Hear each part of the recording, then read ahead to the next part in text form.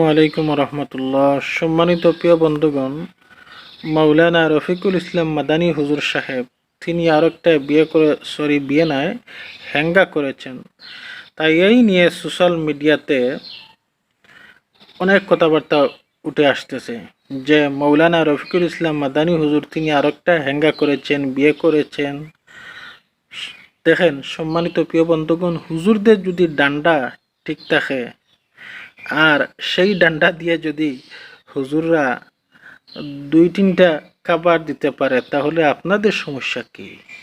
আরে ভাই, এমনিতেই হুজুরদের মসজিদের ইনকাম কম, হুজুরদের বেতন অল্প, ইনকাম অল্প, কিন্তু আবার দেখবেন হুজুররা বড় বড় কথাও বলতে পারে, ঠিক না? এই সমস্ত হুজুররা তো এই সমস্ত হুজুররা যদি বিয়ে 2-4টা না করতে পারে, তাহলে তাদের প্রতিভা কি থাকে বলেন? আমারও যদি ক্ষমতা থাকতো, তাহলে আমি আরো 2-3টা বিয়ে করতাম।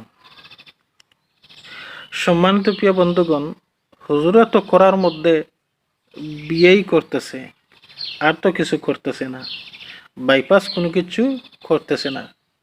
তাহলে আপনাদের এত সমস্যা কোথায়? আর দেখেন, এই সমস্ত 2-4টা বিয়ে বেশিরভাগ হেফাজতের মধ্যে চলতেছে।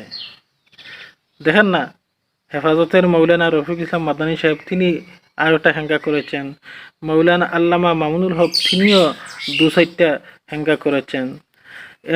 আবার এখন শুনতেছি হেফাজতের মহাসচিব তিনিও বৃদ্ধ বয়সে তানও ডান্ডা গরম হয়ে গেছে, তাইনও আর একটা মেশিন এনেছেন বা হ্যাঙ্গা করেছেন। বেশিরভাগ এই সমস্ত হেফাজতেই চলে। তাহলে বোঝা যায় হেফাজতের প্রতিভা আছে, তাদের ডান্ডা গরম, এটা ভাই কিন্তু মানতে হবে।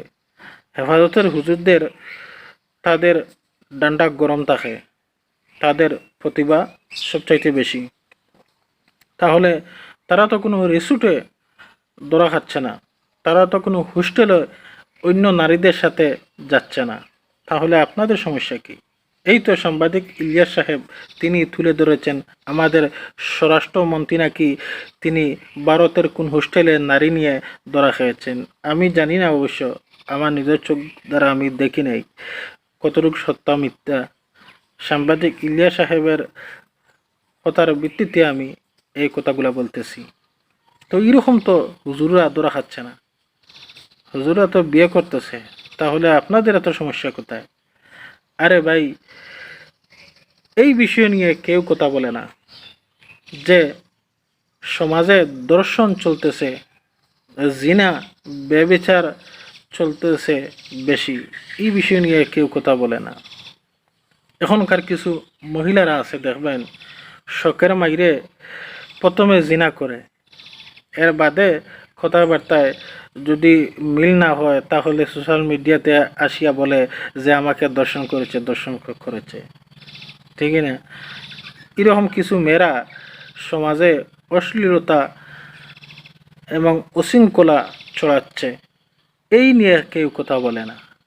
আরে ভাই, যেটা নিয়ে কথা বলার দরকার সেটা নিয়ে কথা বলেন, আজে বাজে কথা বলে এই সমাজকে নষ্ট করবেন না। আর এখনকার ছেলেমেয়েদের আপনারা নষ্ট করবেন না। ভালো হতে পয়সা লাগে না, আর হুজুরদের খালি গুতাগুতি করবেন না। হুজুরদের ডান্ডা ঠিক আছে, তারা বিয়ে করতেছে, আপনাদের নাই, তাই আপনারা করতে পারতেছেন না, আবার চলতেছে। তাই ভালো থাকেন। আসসালামু আলাইকুম।